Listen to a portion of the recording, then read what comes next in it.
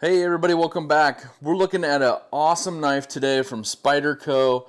This is the Smock. So let's take a quick look at it overall. I don't know if you can tell, but that grind is hollow. Pretty nice stuff going on there. CPM S30V. You got kind of a G10 carbon fiber laminate.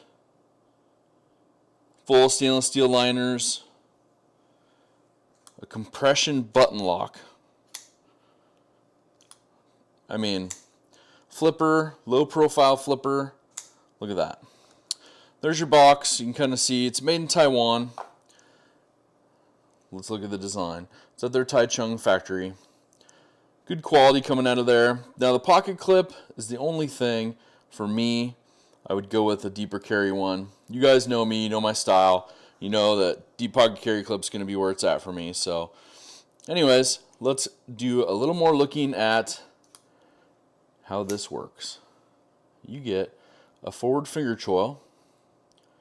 You get a little bit of thumb jimping right here on the top edge of the blade on the spine there. And just enough that you can kind of get into it at an angle. I have large size hands, but you can see coming down, you're going to rest up against it at a nice angle.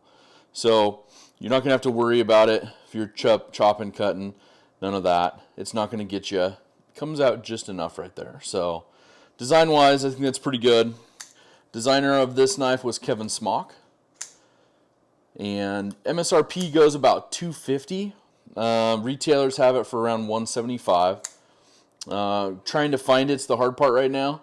Not too many people have it because it's popular. You know, I mean, you can see how fidget friendly it is. You can, I have large size glove hands, so you can choke all the way up, or you can even go, full grip back here, and you're good to go with it. So, for me, the only thing I would change out would be a deeper pocket carry clip. You got full, good, the lanyard tubes they're known for. So you got your full lanyard tube there. But yeah, overall, I think it's a great knife. It's one that I may or may not keep in my collection. We'll see. You got a little bit of milling right here. It's going to help with, obviously, just some weight reduction. Now, on this one, your weight's going to be about 3.6 ounces. You have the Wharncliffe blade with that hollow grind, which makes it, hollow grinds are going away, it seems like, in a lot of places. And, they're super slicey. They're great for cutting. So you can flip this like a lighter as well. So just many different ways to operate it. Blade steel, like I said, CPM S30V. Overall length is 7.8 inches. So we can line that up there. You can kind of see the length of it. 7.8 inches overall. Blade length 3.3 inches. Handles 4.5. Now, would you use the thumb hole? I can do it, but it's tucked in there. So I've gotten more used to flipping it out like that. I know it's hard to imagine Zach, Benchmade guy, working a, kind of a flipper slash, compression button lock. It's just weird stuff going on these days on YouTube. But anyways, so let's take a look and compare it to a couple knives. So we're going to first start with a Spyderco Para 3 lightweight. Hardware I will link down below from Adrian, Australia. You can see the size on that. Let's do a Benchmade bug out.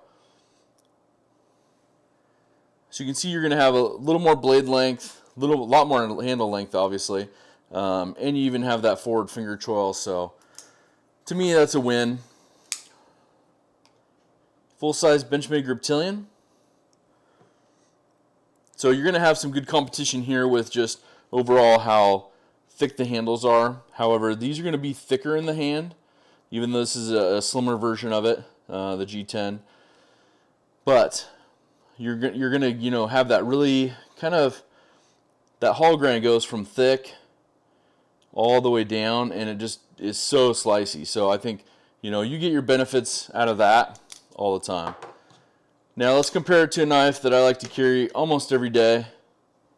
It's a Benchmade 940. This to me is the closest comparison without the forward finger choil. So this is a Going Gear exclusive. Hope they bring it back, maybe a different style even. But what are your guys' thoughts on the Spyderco Smock? I know a lot of you guys love it. A lot of you guys want to get it, and you know, like I said, if you can get your hands on one, I would say do it, especially because for me, I'm not a fan of liner locks too much or frame locks, only for the fact that I got to put my thumb in the way.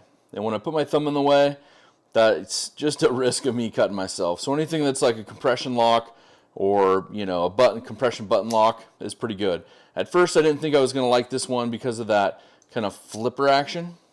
But you can see there's no jimping on it, so it's smooth, but you can still operate it almost every single time. And, you know, worst case scenario, even if it deploys halfway, let's see if I can even get it out halfway. Let's do that.